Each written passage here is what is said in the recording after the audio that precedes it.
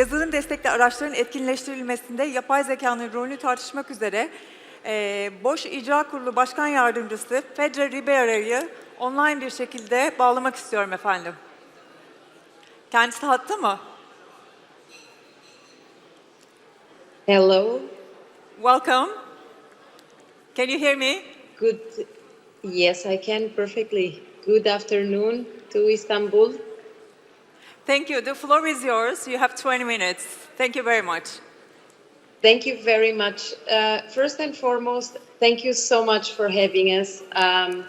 It's a pleasure and an honor to share our view, focused fundamentally on the advancement of the driver assistance and compute businesses at Bosch. So if we move to the first slide, in the last 25 years, the industry has changed significantly. We went from very basic functionality in ECUs, infotainment systems, and safety systems, to extremely advanced software-defined machines that increase pleasure of driving, safety, and security of our consumers. In that moment, the world also evolved, and we are at this point in a pivotal moment where, despite major investments in electrification, software, and automation, profitability and sustainability are still elusive, a dream in many cases. If we move to the next slide. So at Bosch, our recipe to face this extreme disruption in driving and computing has a four-leg recipe. We are looking at trends where hybrid globalization and geopolitical tensions are fragmenting our ecosystem. At the same time, cost, speed are being pressured by Chinese manufacturers outperforming Western manufacturers, and also consumer behaviors changing. Rising competition, technology companies and startups are threatening traditional players, and big transformational strains.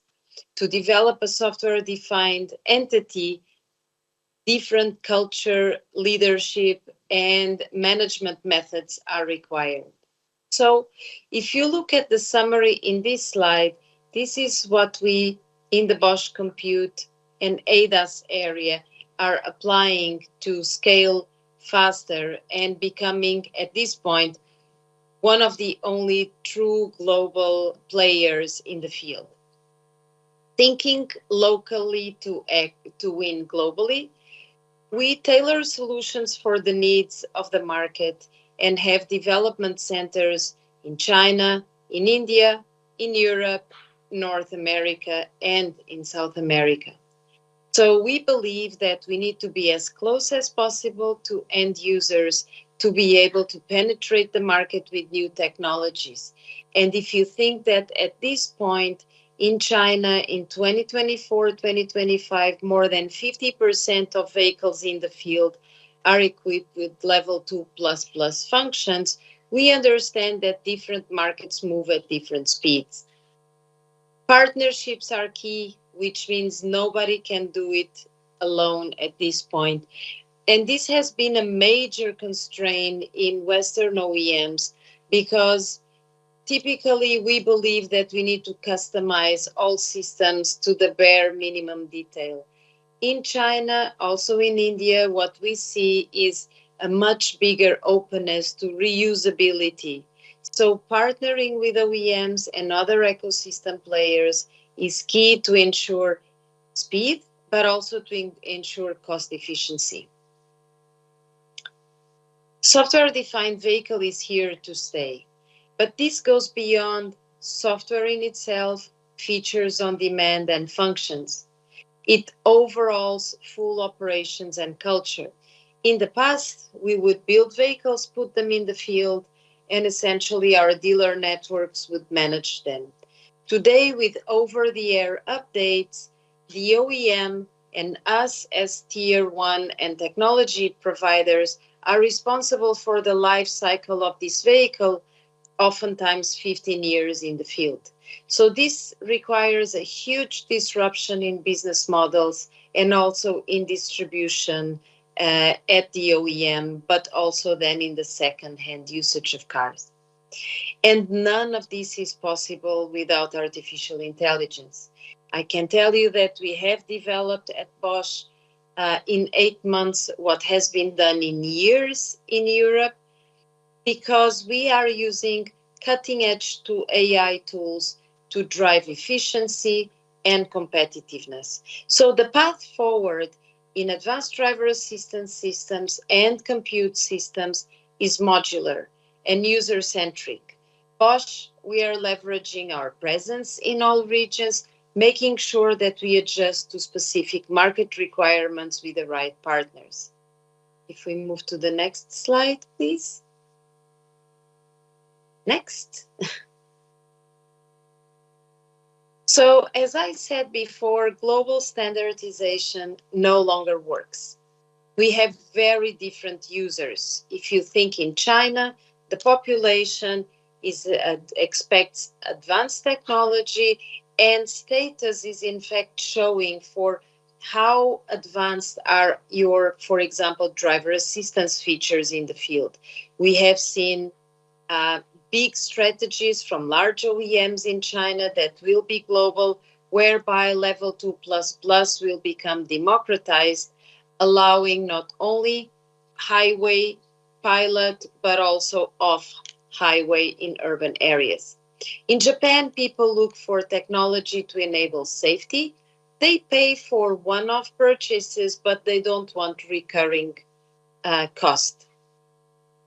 In Europe, we are a little bit more conservative. Sustainability, safety, and connectivity are important. The take rate of advanced driver assistance features is, together with the US, relatively low if you compare, for example, with China. In the US, simple pricing, real-time updates, and simplicity in general are expected. And for example, in Brazil, security is a priority, so we actually have higher take rates than in other regions for simple driver assistance features. If you move to the next slide. So in this market dynamics, what do we see happening? We see continuously drive to electric and electronic architecture centralization, but with slowing down, meaning that it's still a dominance in this trend, but a big slowdown of the intake. Different stages are achieved in the hype cycle, with Chinese OEMs more advanced than Western OEMs. We also see that Chinese OEMs are moving to the West, and that means that they will need to be able to master regulation, master homologation, and ensure that geopolitical risks are considered. And again, level 2 and level 2++ feature enrichment are a key, dominant, and very, very fast trend coming globally, again, from Asia. If we move to the next one. So what you see here is, if you map all the advancements in driver assistance in the hype cycle, you can see a trend that you say international OEMs that have spent significant amounts of money in developing these features up front are actually slowing in the take rate and in disillusion phase.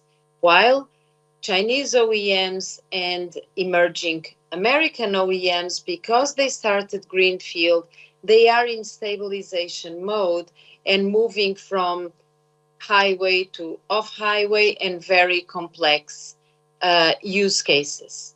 So the world is not standardized as it was a while ago in terms of technological intake. If we move to the next slide. So why are partnerships key? If we move to the next one. For us at Bosch, we have learned that it has been significantly vital for us to balance in-house and off-house collaboration. From exclusive supplier relationships, transactional with OEMs, we are looking today at ecosystems, open ecosystems where strategic partnerships take place over time, balancing cost, scalability, and agility. So we see that a lot in China. We see that emerging in Europe. We are typically more complicated, and we see that significantly in North America. So if we move to the next slide. Next. So no AI, no future. End-to-end stacks and human driving behavior driven by sensor to decision are core in rolling out level 2++ systems. We need an ecosystem of partners because data gathering are built together, otherwise it's just too expensive. Modular cost and performance are also one of the success factors of scaling AI in driver assistance. And moving from pure rule-based models to algorithms that learn from it is key. If we move to the next slide, please. Looking at where we apply this technology in engineering efficiencies and development, all the way to algorithm perception, planning, and end-to-end, and user experience, you see that we are moving from a pure software-driven context to a full AI-defined vehicle.